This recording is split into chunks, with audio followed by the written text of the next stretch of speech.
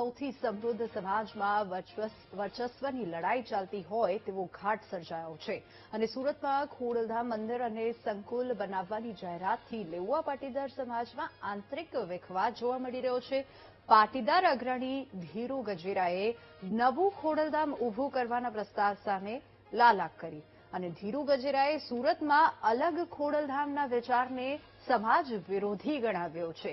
જો કે અલગ ખોડલધામ બનાવવાના પ્રસ્તાવને ધીરુ ગજેરાએ અત્યંત જોખમી પગલું ગણાવ્યું અને સુરતના ઉચ્ચ કક્ષાના ઉદ્યોગપતિએ સમાજની એકતા તોડવાનો પ્રયાસ કર્યો છે। ધીરુ ગજેરાએ કહ્યું, પરંતુ સમાજ જે તોડવાનો પ્રયત્ન કરે એ નિંદનીય છે, એ ઘાતક છે। સમાજની એકતા તોડવી એ ખરેખર ઘાતક રૂપ છે સમાજને માટે। બીજું, ખોડલધામની જરૂરિયાત શું પડી? તમારે જરૂરિયાત હોય તો અહીંયા ખોડલધામ જે છે, જે આપણું આસ્થાનું કેન્દ્ર જે કાગડ ખાતે એની નીચે મતલબ બીજું ખોડલ મંદિર બની શકે, પરંતુ જે બીજું બચવાની કોશિશ કરે 1000 કરોડ રૂપિયા ભેગા કરી અને મોટા પૈસાવાળો ભેગા થઈને આ એક ઉચ્ચ કક્ષાની લાગત કોઈના હાથા બની અને આપણે સમાજની એકતા તોડવી ન જોઈએ એવું મારું માનવું છે। એક સમાજની એકતા એ જ મોટું ઘરેણું છે, એનો ઉંગડ છે।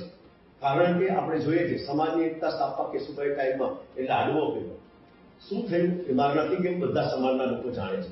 ત્યારબાદ આપણે જાણીએ છીએ કે આપણી હેલ્થની હોસ્પિટલ માટે કે મેડિકલ ખૂબ મોંઘું મેડિકલ છે અને એના માટે ગરીબ અને મધ્યમ કારીગરોને રિઝનેબલ સહાયથી મેડિકલ સહાય મળી રહે, મેડિકલ સારવાર મળે એના માટે ટ્રસ્ટીઓએ દાન આપ્યું, ઉદ્યોગપતિઓએ સરકારે મફત જમીન આપી, એમનીથી કેટલો લાભ થાય છે એ સમાજના દરેક લોકો જાણે છે। સમાજની તો મારે કહેવું નથી, કારણ કે હું ઘણું એ બાબતમાં જાણું છું। કારણ કે સમાજના ટ્રસ્ટીઓએ પૈસા ખૂબ આપ્યા પણ એનું મેનેજમેન્ટ નથી। એક જ વ્યક્તિનો ભરોસે ચાલે એ પણ ખોટું છે અને એની અંદર મતલબ દરેક સમાજના જે મતલબ ટ્રસ્ટીઓ છે એનું મોનિટરિંગ કરવું જોઈએ। ખરેખર ગરીબ અને મધ્યમ વર્ગને સેવા મળે છે કે કેમ, એની સેવાનો લાભ લે છે કે કેમ નથી લેતા, તો એની કંઈક ક્ષતિ હોય એનું નિવારણ કરવું જોઈએ। એ સમાજના આગેવાનીની જવાબદારી છે। સુરતમાં ખોડલધામના નિર્માણને લઈને પાટીદાર સમાજમાં વિવાદ ઉભો થયો છે અને અમુક પાટીદારોએ નવા ખોડલધામને સમર્થન કરીને આવકાર્યું છે તો અમુક પાટીદારોએ નવા ખોડલધામનો વિરોધ કર્યો છે। ત્યારે પાટીદાર અગ્રણી પરસોત્તમ પીપળિયા, વિજય માંગુકિયા અને દિનેશ બાંભાણીએ ખોડલધામ બનાવવાના નિર્ણયનું સ્વાગત કર્યું। રાષ્ટ્રમાં કોઈ પણ વ્યક્તિ કોઈ પણ સંસ્થા ખોલી શકે છે અને જો એ સંસ્થા ખોલીને ચલાવવા આગળ વધતા હોય તો એ આવકારને પાત્ર છે અને ચલાવવું જોઈએ। અંતે તો લાભ છે એ સમાજને અને તમામ વર્ગોને થવાનો છે। ધીરુભાઈએ જે પાપ કર્યું છે એ પાપ ક્યારેય માફ કરવા લાયક નથી।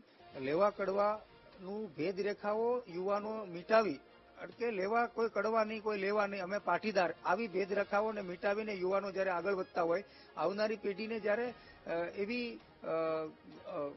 સુગંધ આવતી હોય કે અમે પાટીદાર છીએ ને પાટીદારના ઉત્થાન માટે અમારા માટે સમાજના શ્રેષ્ઠો વિચારી રહ્યા છે, ત્યારે ધીરુભાઈ હરહંમેશ માટે વિવાદમાં રહ્યા છે અને ધીરુભાઈ ગજેરાએ જે પાપ કર્યું છે, લેવા કડવાથી ઉપર ઉઠીને જે હલારી ગોલવાડિયાનો ભેદ રેખા ઉભી કરીને જે પાપ કર્યું છે ને એને સમાજ ક્યારે માફ નથી કરતો અને સમાજે ક્યારે માફ પણ નથી કર્યું। ત્યાર પછી એક પણ ચૂંટણી જીત્યા નથી।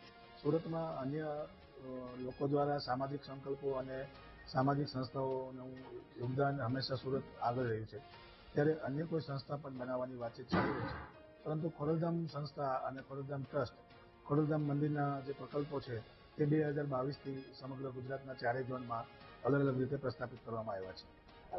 આ એમની જ વાત છે અને એમ દરમિયાન સુરતમાં પણ આપના જેમ જ મેં સોશિયલ મીડિયાના માધ્યમથી અમને જાણવા મળ્યું છે કે અન્ય એક કોઈ સંસ્થા દ્વારા અથવા એક સંગઠન દ્વારા કોઈ સામાજિક પ્રકલ્પ ઉભો થઈ રહ્યો છે, તો એ પણ એક સારી